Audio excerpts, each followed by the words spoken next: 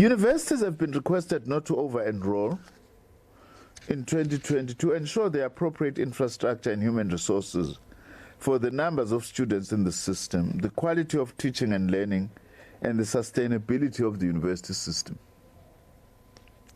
Since the tragic loss of life at the University of Johannesburg in 2012, most institutions have discouraged walk-in applications, and we have supported them as a department. We would like to put this on record.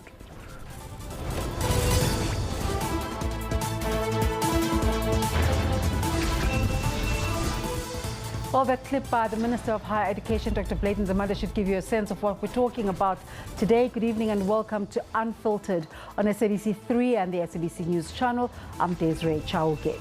Now, ahead of the DAVOS meeting that starts in Switzerland tomorrow, the World Economic Forum has released a report saying South Africa is one of the worst performers in terms of social mobility, thanks largely to poor education, health and employment outcomes, stymieing the chances of citizens to move out of poverty.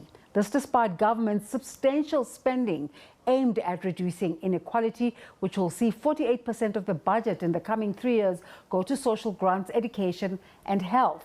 Our focus tonight is on higher education. South Africa has about 26 public universities with nearly 1 million students, while 700,000 students are registered at the more than 50 higher education training colleges.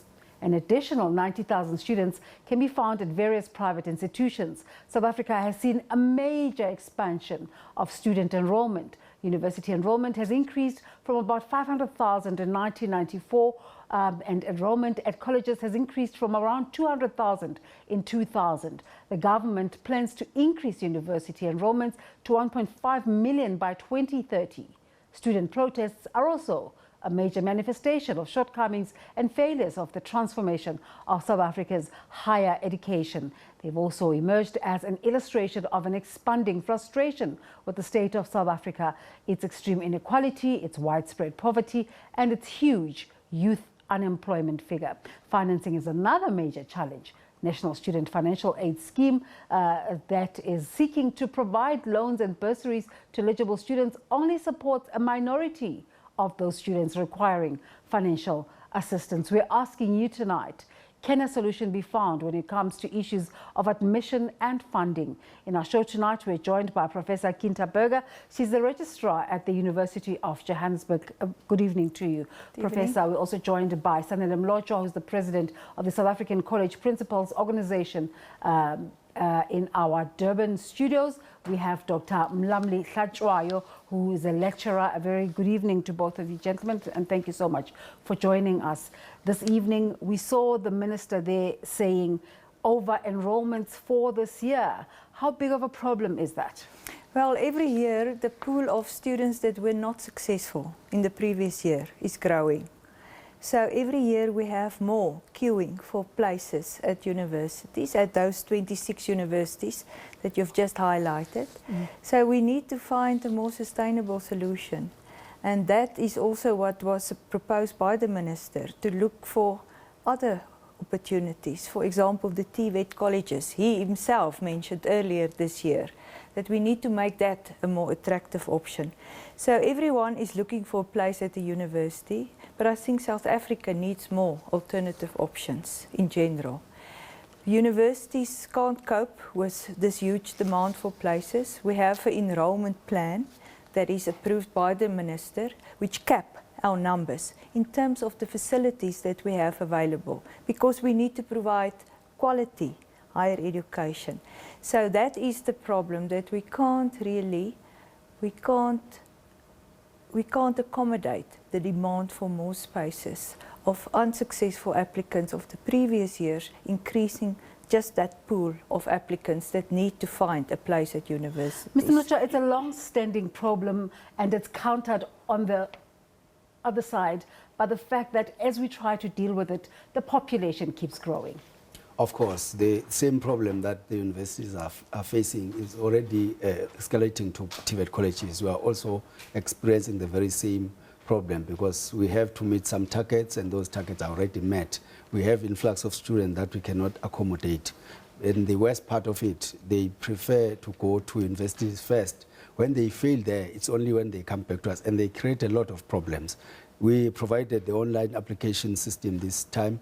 Most of them, they are not using it. Those who want to come in as walk-ins, they want to be assisted. Students, some of them are facing the computer for the first time, so they need to be taken every step going forward. So the TVET colleges are having a limited spaces. And I think right now most of the TVET colleges have met their targets, and there is a lot of students who have not yet been accommodated. But I want to confirm that, of course, TVET colleges are an option. Students should not all flock to universities. They must also prioritize TVET colleges because we do offer the option and alternative that can help them a lot. So we will appreciate, but if they also prioritize them, not as a second thought when they fail in university. Some students haven't even come back from university to come and try their luck with us. They will come when we want to start teaching and learning and then disrupt our teaching and learning. You've spoken about the online application process, and I'll come back to you later about that in terms of how limiting it is in terms of South Africa's social realities. But let's bring in Dr. Mlamli Hlajwayo from our Durban studios. Thank you so much for joining us. Your institution, UKZN, what sort of challenges are you encountering in terms of registrations and applications? Well, thank you for having me. We're struggling with relatively a few problems, but I think we responded quite well compared to the previous years. Normally, what we tend to confront are the long queues of students standing outside. I think that's what we went through. That's what we saw a few days ago with UNISA, where there was over 3,000, 4,000 students waiting outside for enrollment. To some extent, UKZN has been quite better in trying to manage some of those large numbers. Of course, the concern is still quite there that the online system, the walk-in applications, the mismatch that I think Professor Berger spoke about between the basic education that keeps pumping out these numbers and the capacity of higher education institutions themselves to absorb. So as you can imagine, we had a lot of pending applications for undergraduate enrollment numbers. I think it's only a few days and late last year that we've been able to finally resolve them. So there is what I think Ubaba Umlotshwa is referring to in terms of the frustration that is there amongst our own students, whereby they did pass with a bachelor's pass, but they're increasingly frustrated that in terms of the enrollment targets of our university, we've exceeded our numbers, and in terms of pursuing not just education, but quality education that we need to give, that's where we are struggling. So there is growing frustration that universities are not doing enough to absorb those numbers, but the reality of the ground is that there is only so much capacity we can absorb. I'm glad you bringing up that question about the quality, which is has been the conversation since the announcement of the 2019 matric results, that we might have, the numbers might have gone up quantitatively, but the quality does not suffice to prepare South African young people in terms of industry readiness. Your thoughts on that? Oh, certainly, certainly. And I'm glad you've raised that concern. It's not just a matter of equity versus quality, right? The notion that the more you open up the doors of higher education and students come in, then we have to be concerned about quality. It might drop. That's one part of the debate, but there's other parts of the debates that are tied in there. There's also issues of what is the purpose of higher education in a democratic country like such as South Africa? Is it A, like the Ramaphosa administration is saying, where ours is to pump out these workers so that they can go out there and work, or B, and this is the one that I allude to much more importantly, where the purpose of education is not necessarily to make sure that students get jobs and that they can grow in industry. Yes, that's important, but I think there's also a particular kind of student that we should be producing, a critical citizenry, a student who will be able to critically engage with the issues of the country, reflect on them, and possibly help us come with a solution. Yes, they need to join the employment sector. Yes, they need jobs. Yes, they need to respond to intergenerational poverty and all those other challenges.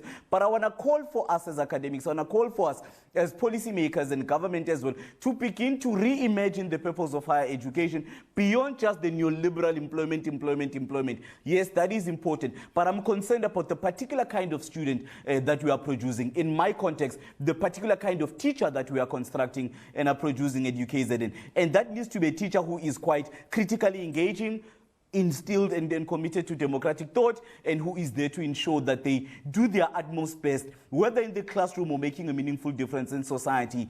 Yes, the job and the quality is very, very important, but the identity of the student, the identity of the teacher that we are socially producing, for me, is critical to resolving some of the challenges that we are facing in the country. Important points you're raising, which invariably lead to the identity of the country in terms of whether we're a successful country economically or not. Thank you very much to our guests. You're watching Unfiltered. Let's take a break. We'll be back in a moment.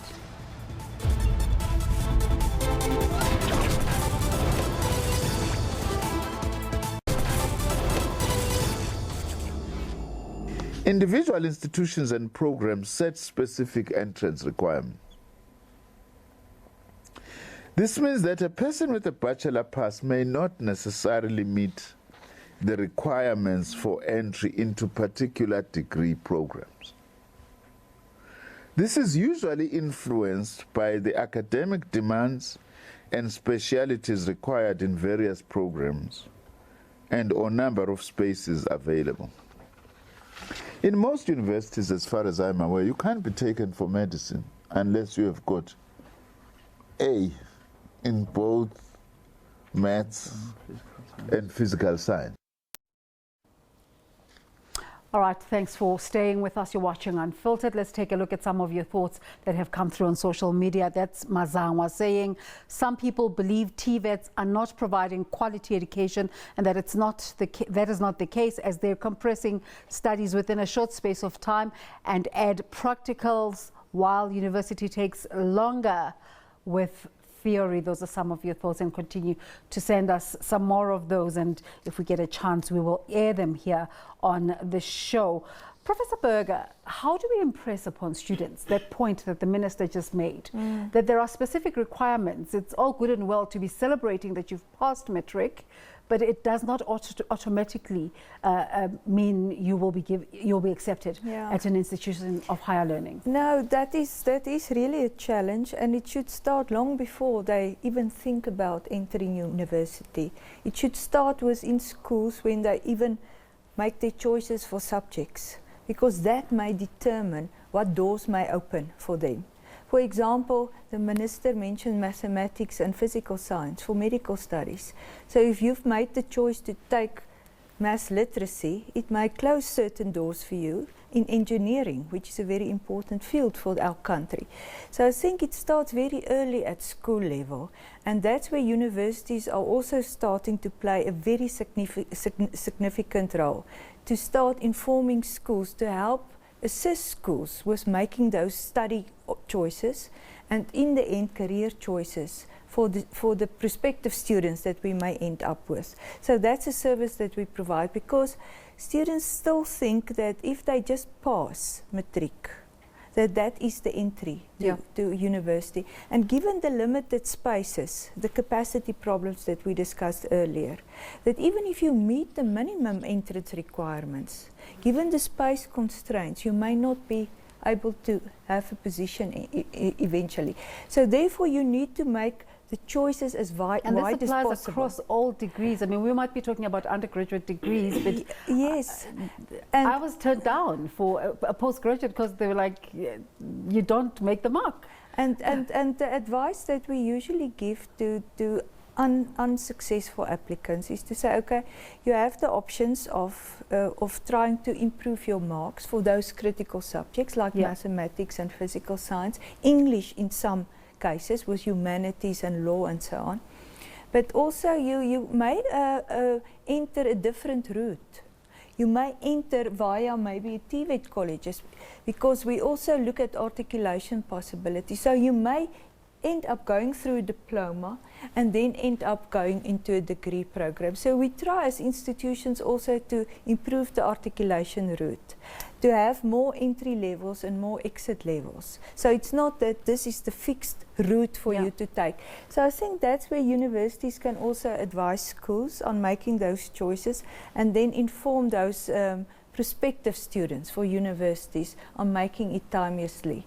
And then also not to get discouraged, you know, to take some short learning program, for example, that many universities offer those, just to sort of But build with a view to achieving something, not just for the sake of it. Absolutely. Some of these programs then also articulate for entry into programs. So I think it is to provide that advice, to say, if you receive now say a decline due to space or due to not making the entry requirements, let's look at alternative routes for you to make a plan so that it's not the end of the line.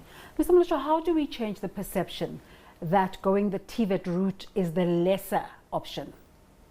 I think we need to change the mindset of the society because, of course, maybe earlier TVET colleges may have been offering the lesser or the low quality of training, education and training, but we have improved a lot.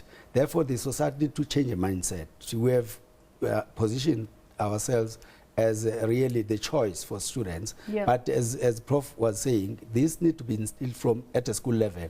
As much as we don't count points for admissions. Yeah, we don't all have to be doctors. Yeah, of course. As much as we don't count points when we admit students, but the choice of subject is also very critical. We experience a very huge number of students who are doing mathematics literacy, but they want to do engineering programs, which cannot happen. So we wish to discourage. And this still applies even if you go to TVET colleges? Of course. No, if you are doing mathematics literacy, you can't do engineering. You have to start somewhere. There is a program introduced by a department which is called the PLP, Pre-Learning Program. Prior Learning Recognition. Which is trying to at least to introduce students who can cope with, but it takes long. So it's better if students at the lower levels, right, at grade 8 and 9, they are tuned up to take straight mathematics, pure mathematics, as well as physical science, so that even if they fail to get into university, but if they come to colleges, they are also able to do engineering subjects. But if they courses. But if they fail because to enter the universities because they have met lit and tried TVET colleges, they are still going to get, unfortunately, a very bad. All right, we're going to take a break. When we return, we'll touch on the issues of the automation of the application process and also financing. Stay with us. Okay. You're watching Unfiltered.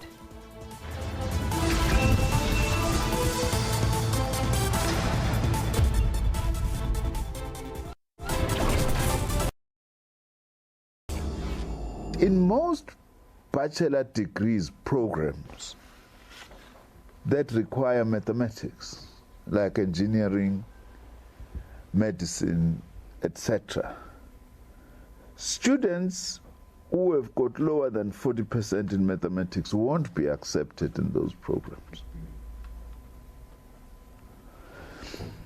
Unless, of course, they may have exceptional results in other subjects. In the sciences, your BSc normally, that as we refer to simply, you won't be accepted if you have got lower than 50% in mathematics. The Minister of Higher Education there as we continue the conversation about application and registration into universities and higher institutions of learning. Let's look at some of the conversations that are taking place online on social media. And Moniswane Calvin Muzikiti saying qualifications from university are more better than what you get from TVET college. To compare degrees, too much recognized as best by employers. I think he means the employers recognize the university degree more than the TVET and diploma, theoretical and practical. Oh, that's a point that was brought up earlier. And Khontzematea saying, interesting topic this, as a varsity graduate, university has a wide range of fields to choose from, and the quality of teaching and learning cannot be questioned now, can it? And I don't think that is the point to question. It's just to say there are wider options. And let's bring our guests back into the conversation. Dr. Mlamli Tlatshayo, let's start with you. In terms of the automation of the application process, it definitely leaves a certain segment of the community out, doesn't it? Yes, certainly it does. I mean, it has to some extent been able to streamline and consolidate, because remember, it came as a result of that regrettable passing of a parent at the campus of the University of Johannesburg. So as a result, there was a sense and a continuing conversation for us to automate our applications and to make sure we centralize it. But we have to be true to what is happening in the country. We have to be quite realistic about the demographics of the country and the kind of society that we have. We know about the racialized inequality. We know about the millions of people who are reliant on the grant system and those kind of challenges. So by asking them to go online, by asking them to get data, by asking them to, I mean, a lot of our students live in the township and rural areas, merely asking them to go online, merely asking them to go to town to register and do all of that, you are already crippling and cutting out millions of students who may not necessarily have access to those facilities. And we are beginning to see that, because to some extent, that is one of the main reasons where, despite us requesting every year that our students use the online system, they still do the walk-ins. They still want to come and drop off the application physically. And I'm referring specifically to students who are coming from the rural areas, who are coming from afar with their own applications about to submit it. So to some extent, as much as it has helped, it has cut off millions of our students, the automation system. Professor Berger, your advertisements, your billboards, they say we will not be taking any walk-ins. Is that not problematic? Well, we've now, as the colleague mentioned, that in 2012, when we had the problem, we converted to online applications. And over the years, we've made it much easier, the online application system. So up to now, if you have access to an online device. If you have access to an online device, but 99% of our students apply online, and it comes from all rural areas. From deep rural Limpopo, all rural areas, from Eastern Cape. So we also provide assistance when we go with our student marketers, you know, to inform students about the options. When we go to the schools, we also provide that assistance. So we've made it as easy as they can to use the online systems, and it has moved up to now 99% of our online applications. We don't accept physical walk-ins, but we have a program available where they use late inquiry system. That is our system that we say, and 92,000 use it in 5 days. I still feel like there are people who will be excluded. You were saying earlier, Mr. Mlocha, that there are people who've never seen a laptop in their lives. Yeah, it's very much true. We are really trying to push. In TVET sector, I think about 70% to 80% students were able to apply online.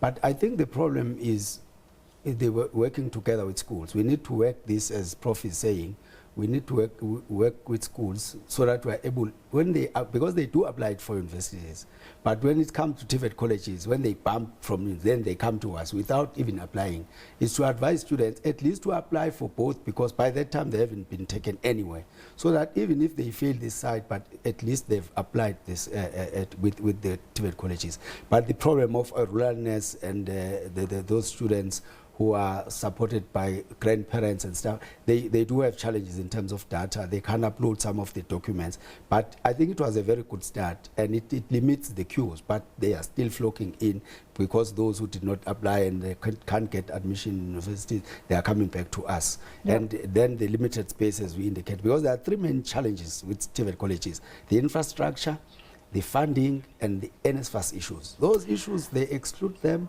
I beg to say it's not only rural students who are struggling with online applications, but we'll continue the conversation. Let's thank our guests again as we wrap up our show on SABC3. Professor Kinta Berger, Registrar at University of Johannesburg. From our Durban studios, we have Dr. Mlamli Hlatswayo. He's a lecturer in Curriculum and Education Studies at UKZN, and Mr. Sanele Mlocha, the president of the South African College Principals Organizations. Let's take a break for now. We'll be back on the other side on SABC channel 404. Join us there if you'd like to continue engaging with the conversation.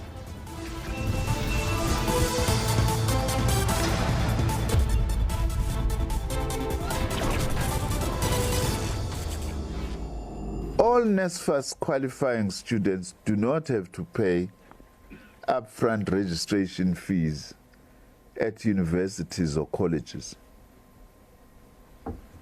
The fact that for the first time NSFAS is able to say you qualify It means, therefore, when you go to register, when you have been accepted, you have got proof to say, I don't have to pay registration.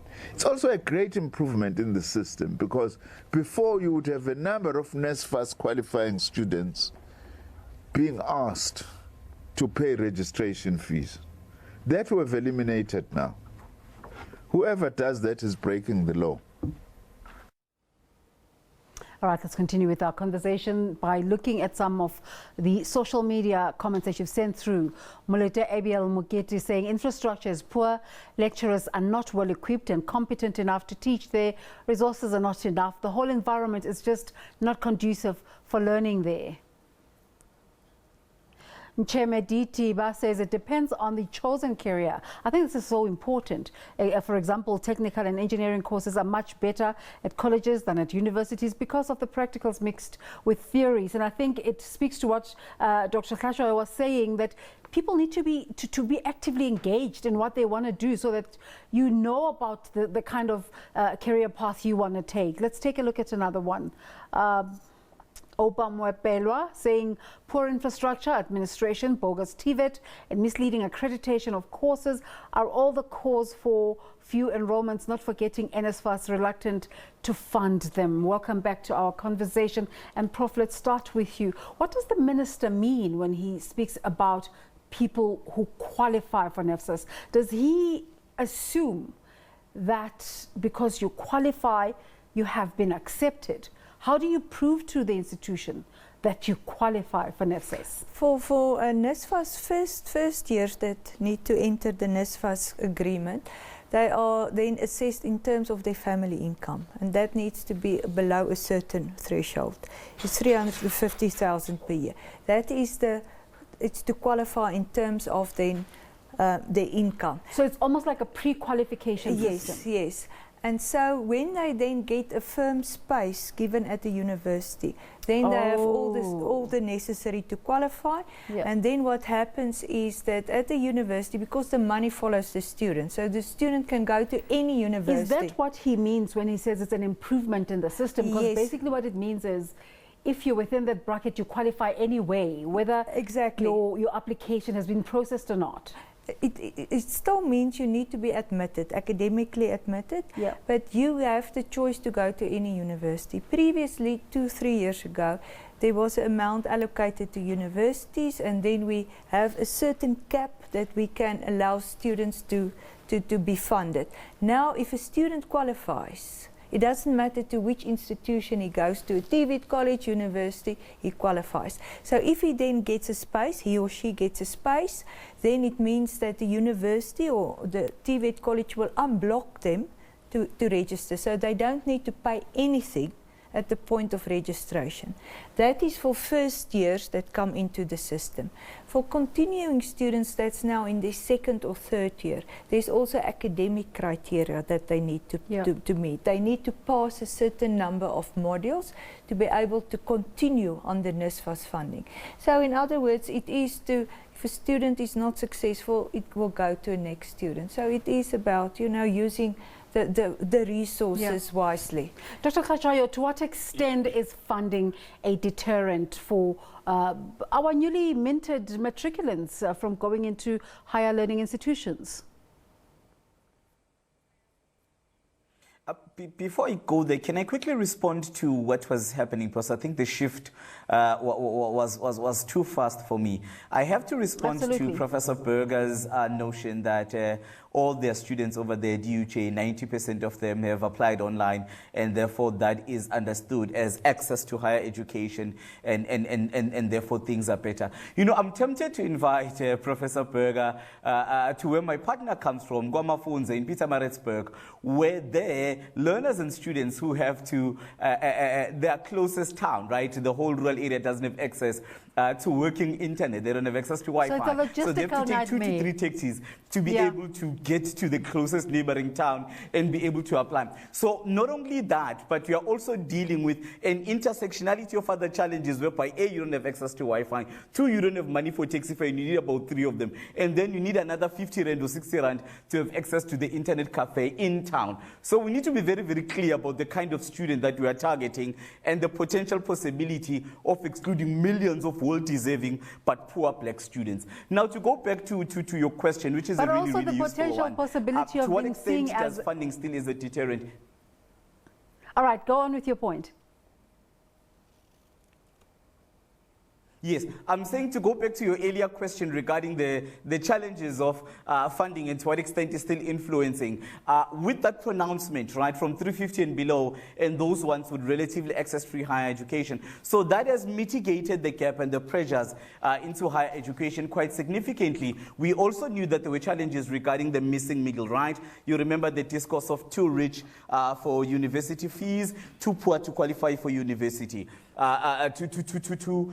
Too rich to qualify for NSFAS. So there has been some buffer. I know your UKZN, your Rhodes University and others have begun to make funding together with the government available in the form of study loans and others to make sure that those middle class students are well taken care of. But I don't think that's necessarily the challenge. Yes, funding is one of them. But I think your earlier segment where we were speaking about the mismatch between the enrollment application and the available spaces. I think that gap is too great, whereby even though technically the minister can announce that over 200,000 students have been approved for NSFAS, but if you look in terms of the enrollment plan, what is the target for enrollment from the different universities? That's where you begin to realize that even though we have 6,200 spaces available, the university has received about 120,000 applications. So that mismatch still has not been resolved, whereby you would not get a space even though you've technically been approved by NSFAS. Dr. Berger, do you want to respond to that criticism of your enrollment plan and how your institution might run the risk of being seen as an elitist institution? Yeah. No, I think we have become known as a very transformed university. And if you look at the, our student profile from quintile 1 and 2 schools, which are at the lower income levels of schools, then you will see that we are really actually a transformed university. I challenge every... Do you agree, though, that it takes quite a challenge to be able to get into the system? I think it takes a challenge in terms of achievement. Especially for a particular demographic. I think it takes more and more a challenge. As the colleague also said, that even if you meet now, and you have NSFAS funding, you may not even find a place. I think that is the issue that we struggle with, that more and more the pool of students that meet the entrance requirements, that may qualify for NSFAS funding, that given the limited space that universities have, that is becoming a problem. So more and more every year, there will be students that were rejected the previous year, that apply on time, that have now also maybe a NSFAS bursary, but still will not find a space because of the more and more demands for spaces. And that's why we say that we also need to make them aware of the TVET colleges, the many programs that they are available. And so we need to work with the TVET colleges, because I don't think the messages that we receive to say that TVET colleges is a lower standard or that should not be the debate. Yep. It's for a different purpose that they exist, and they both should exist. In other countries, there are many more opportunities for students in postgraduate school, and I think that is the debate. So in spite of all these perceptions, you still have financing challenges at TVET institutions. Yeah, of course. I think, as I indicated, for quite a long time, TVET colleges were treated like a stepchild. Out of 100 billion from the department, 78 goes to universities, and only 12 goes to TVET colleges. Universities are 26, TVET colleges are 50. You can see. Even the representation may be in this program. You see there are 2 people from universities, 1 from TVET college. That's why, so as much as I'm not complaining about that, but I'm saying the funding way it has been, generally the TVET colleges were underfunded from long time up until now. They are trying to improve. But because of that underfunding, remember when the historical debts were written off for universities, they were never written off for TVET colleges. And those students who are owing the college, they can't come and register because they are still owing. That is a deterrent for them to enroll, even if the NSFAS is promising to pay them going forward because they can't pay the previous debts. And as a result, majority of colleges have written off debts that they can't even recover anyway. Yep. Hence, it's further deepening the crisis that they are in. If the funding problem can be improved, we really appreciate that NSFAS is now improving its operations, because the other problem which was mentioned in the comments there, that the funding decisions are taking very long. It takes at times for the whole year for a student waiting to get a funding decision, whether it's funded or not. When they close and they go, they don't know whether they'll be able to admit it next year because they close without. We still have outstanding issues for 2017. So all that is a problem, and you can then imagine, because only 80% of funding is coming from direct from the department, Yep. and then the 20% should come from NSFAS. It depends on these fundings. And if that delays, it delays the monies that will come to, hence some of the colleges will then have difficulties to run properly because of those outstanding monies. Therefore, we hope if colleges will have to provide an alternate from universities, the funding must be right. But I think our community, the Aman said, must understand that TVET colleges are not competing with universities as other people think. We are just complementing. That's why you choose whether you want to go to do your qualification with the university, or you want to go in to do it with the TVET. Qualification in a different route. Vocational and education will go to TVET colleges. But if you want to do the other kind of qualification, then you go to universities. It's not competing, but we are complementing each other. A riveting conversation we're having there about the options and access to higher learning. Institutions you're watching Unfiltered, stay with us. When we come back, we continue our conversation with Professor Kinta Berger and Dr. Mlamli Tlajwayo and also Mr. Sanele Mlojo.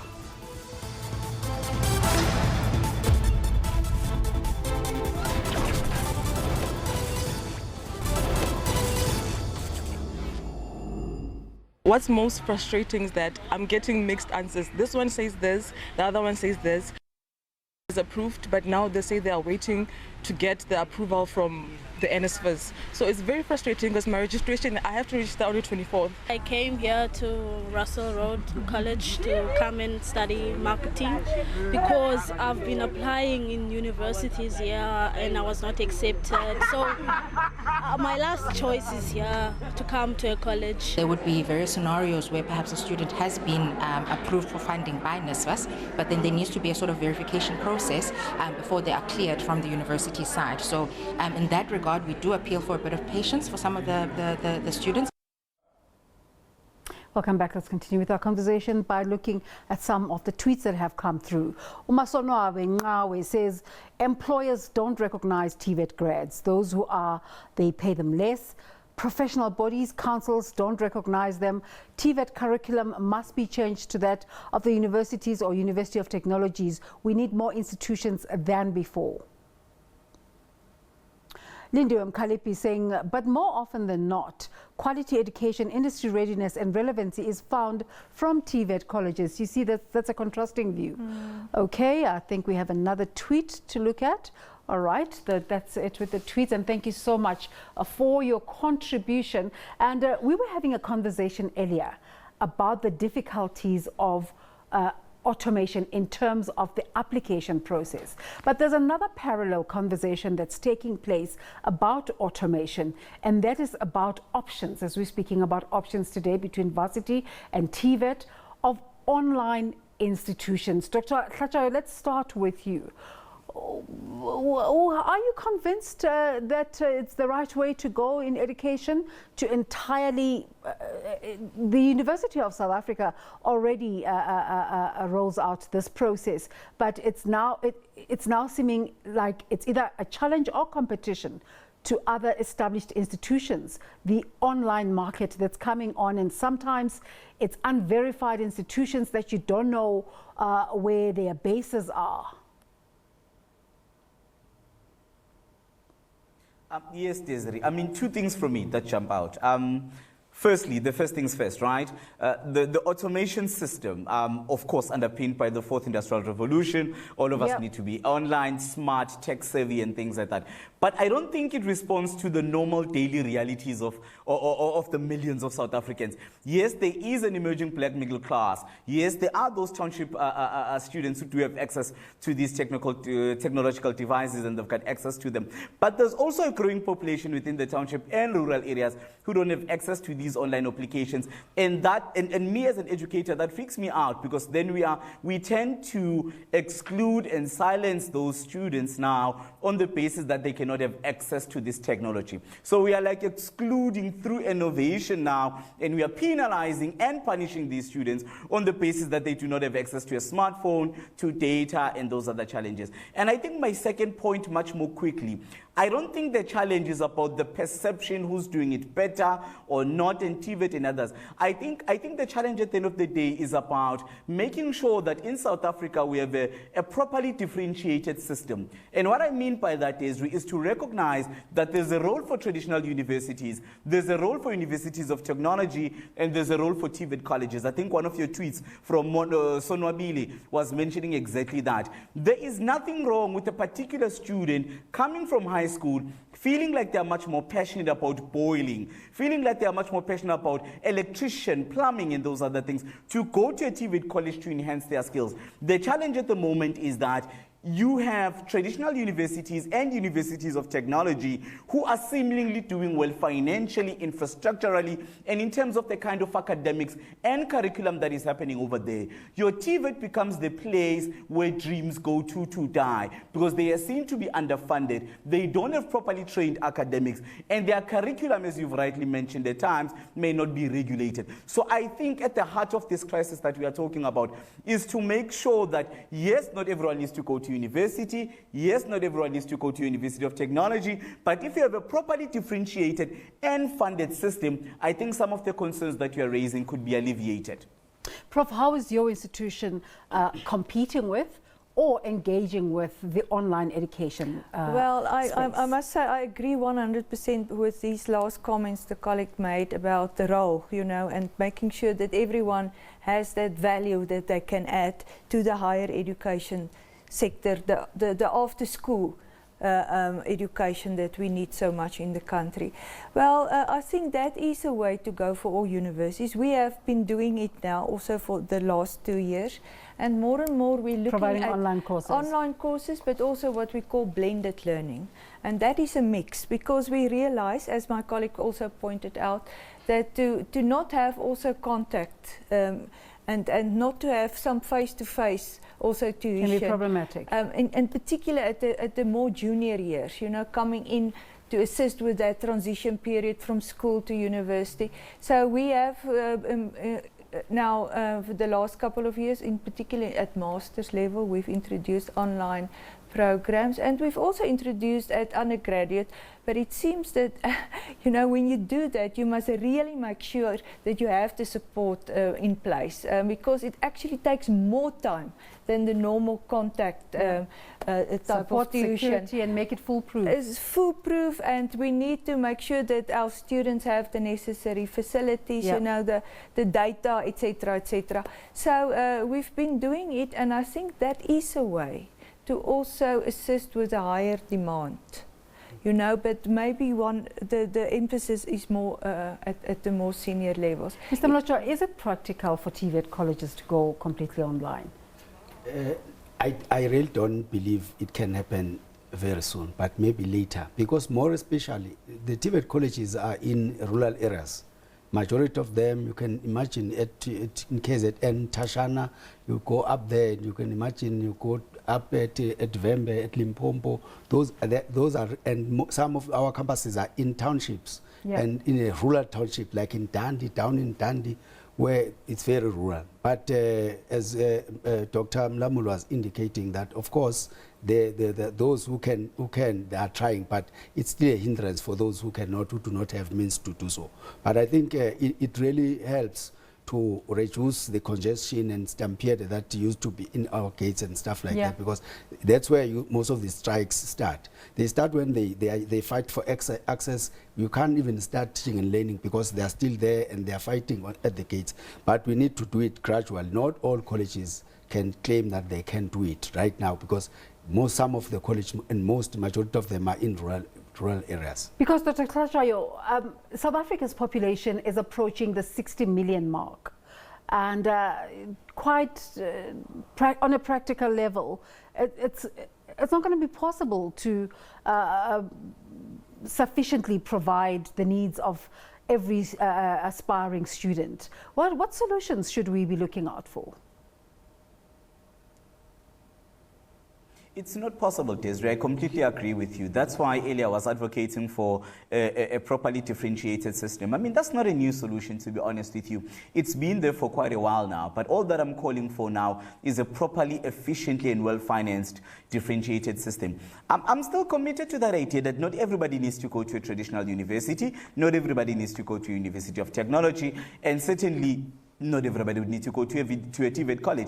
But that can only occur if multiple other factors are tried to be properly managed. So one of them is making sure that your career guidance, already from basic education coming to the university, is properly handled. And here I'm referring beyond your life orientation curriculum, and making sure that well-resourced schools are well-resourced to make sure that they offer proper career guidance to those learners so that they are clear from grade 10, 11, and 12 what is it that they want to do. And that begins to feed into higher education, because we do know that we've got lots of students who are stuck into the system, not necessarily because they're stupid or what's happening, but because there was no proper career guidance that aligned their own interest, passion, and what they wanted to do together with whatever curriculum that was applicable. So I think my solution is really, really simple. Making sure that this differentiated higher education system that we have, and that we fund and capacitate these TVET colleges to be at the same level as your universities of technology and traditional universities at the same time. It's not a perception issue.